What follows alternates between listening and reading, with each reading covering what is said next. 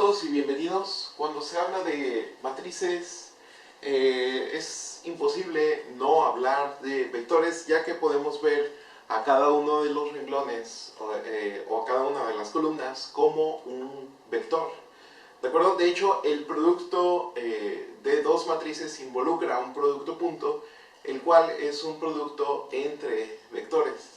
Entonces, vale la pena hablar un poco de vectores antes de hablar de espacios vectoriales.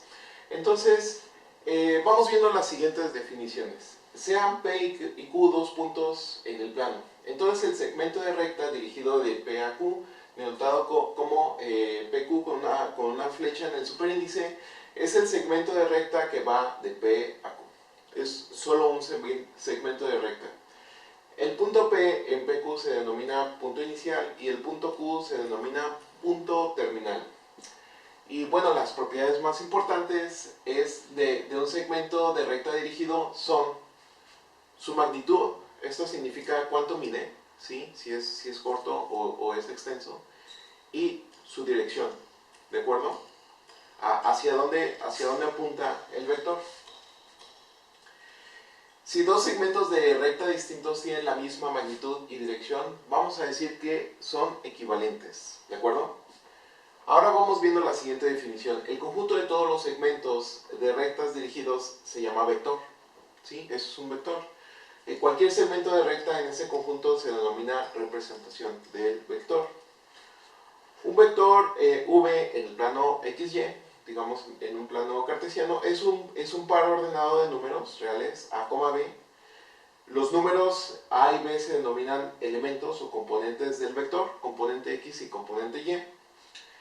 El vector 0 es 0,0 y un vector se representa de la forma, digamos, entre paréntesis, como el par ordenado, pero también se suele representar como A por I más B por J. Son las dos representaciones principales. Hay más. Otra representación es por medio de unas llaves angulares, ¿sí? Paréntesis angulares. También con eso se representa un vector. Bien, entonces, haciendo uso de la representación OR y escribiendo el vector como V igual a B, se define lo siguiente, ¿de acuerdo? La magnitud de un vector, aprovechando nuestro teorema de Pitágoras, es simplemente la raíz cuadrada del cuadrado de sus componentes. Esto es muy fácil de ver con el teorema de Pitágoras. Tenemos aquí A y aquí nosotros podemos ver que esto es B. Entonces la magnitud es la distancia de la hipotenusa que se forma en este triángulo. Y la manera de obtener la distancia, la manera más sencilla de obtener una distancia de la hipotenusa es por medio del teorema de Pitágoras. Y esto es la magnitud del vector. Mientras que θ, vamos viendo la siguiente definición, la dirección del vector V a, B es el ángulo medido en radianes que forma el vector con el lado positivo del eje, donde θ, bueno, corre desde 0 hasta 2pi. Si A es distinto de 0, entonces la dirección del vector V es simplemente B entre A. Esto, bueno, está relacionado con la pendiente que tiene el vector, ¿sí? Obviamente una pendiente vertical, bueno, no la podemos representar de esta manera debido a que la tangente tiene una asíntota, no está definida en ese punto, pero aquí tenemos en este gráfico los componentes del vector, que son su componente A, su componente B, su magnitud y su dirección, ¿de acuerdo? Que son los elementos que más nos interesan de un vector. Ahora vamos viendo el siguiente teorema. Multiplicar un vector por un escalar tiene el efecto de multiplicar la magnitud de un vector sin cambiar su dirección si el escalar es mayor que 0. Es decir, si yo este vector lo multiplico por un medio, voy a obtener un vector con la misma dirección, ¿sí? Y eso ustedes lo pueden ver aquí. Al multiplicar un vector, multiplico su componente B y su componente A, nos queda alfa B y alfa A, lo cual no va a afectar θ, ¿sí? Entonces, al multiplicar este vector por 1/2, voy a obtener un vector con la misma dirección, pero la mitad de la longitud. Entonces, los múltiplos de un vector lo podemos ver como cambiar la dirección de este vector. Bien, entonces, la demostración es muy sencilla. Usamos nuestra definición de la magnitud. Tenemos alfa por v. Tenemos que esto es alfa por cada una de las componentes. Podemos factorizar alfa. Y esto es simplemente alfa por v. Aquí solo por formalidad puse el valor absoluto. No es necesario, ya que alfa es mayor que 0. ¿De acuerdo? Bien, entonces, con respecto a la dirección, también es muy fácil de demostrar. Tenemos que tangente de alfa del vector original es b entre a. Aquí está la definición. Cuando lo multiplicamos por alguna constante, digamos mayor que 0, y ahorita vamos a ver por qué es importante decir que es mayor que 0, tenemos alfa por b entre alfa entre b, lo cual es simplemente b entre a, y esto es teta, ¿de acuerdo? Bien, la dirección de alfa v no cambia si alfa es mayor a 0. La dirección de alfa v es la opuesta si alfa es menor que 0, ¿sí? Entonces, si yo multiplico este vector por menos 1, por convención, la dirección de este vector va a ser partiendo de aquí hasta acá, ¿de acuerdo? O sea que multiplicar por menos 1 un vector tiene el efecto de girarlo pi grados o 180 grados, ¿de acuerdo? Si el vector apuntaba para allá, entonces ahora el vector va a apuntar hacia el otro lado. Bien, entonces este gráfico es bien interesante y bien importante cuando estamos viendo vectores, debido a que es una noción básica. Ejemplo, esboce la suma y la resta de dos vectores. Entonces, nosotros ya sabemos que el vector u, que parte del origen, y el vector u que está arriba, por definición son equivalentes, ¿sí?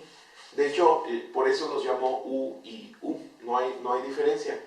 Por otro lado, si tengo otro vector v y escribo aquí su equivalente v, tampoco hay diferencia. Pero lo interesante es que este paralelogramo nos permite ver cómo es la suma de u más v, ¿de acuerdo?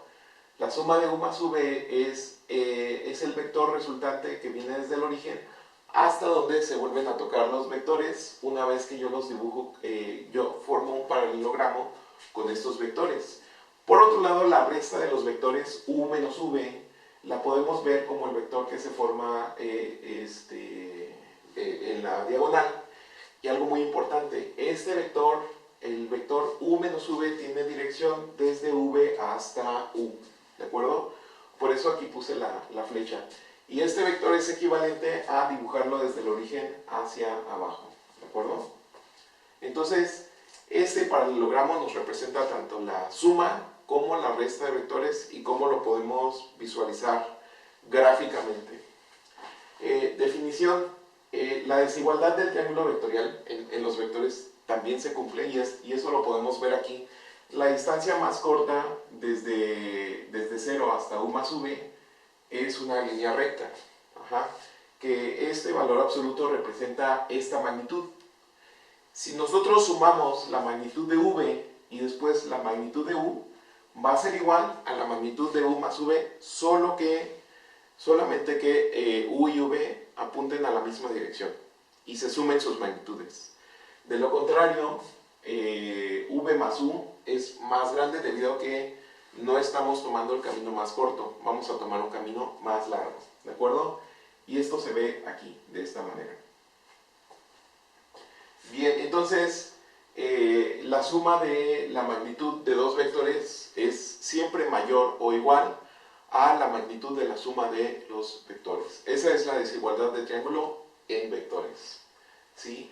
La cual es equivalente a la desigualdad de triángulo que ya conocemos en geometría. Definición: cualquier vector de magnitud 1 es conocido como el vector unitario. Y esto es bien interesante, cualquier vector unitario puede representarse como coseno de teta, seno de teta, o coseno de teta por i más seno de teta por j, donde teta es la dirección, cualquier dirección del vector, o sea, es cualquier ángulo desde 0 a 2pi. Quiere decir que la colección de vectores unitarios desde el origen va a formar un círculo, ¿sí? Y este círculo está formado de todos los vectores unitarios, ya que el radio es siempre igual con 1 y el radio es la magnitud de los vectores. Bien. Definición.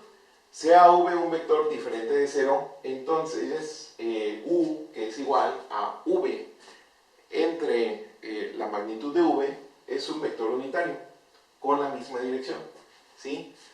A eso se le llama normalizar un vector, es decir, lo divides entre su norma y la magnitud del vector resultante siempre es igual con 1, excepto si el vector, obviamente, si el vector es el vector 0, ahí no tiene mucho sentido normalizarlo.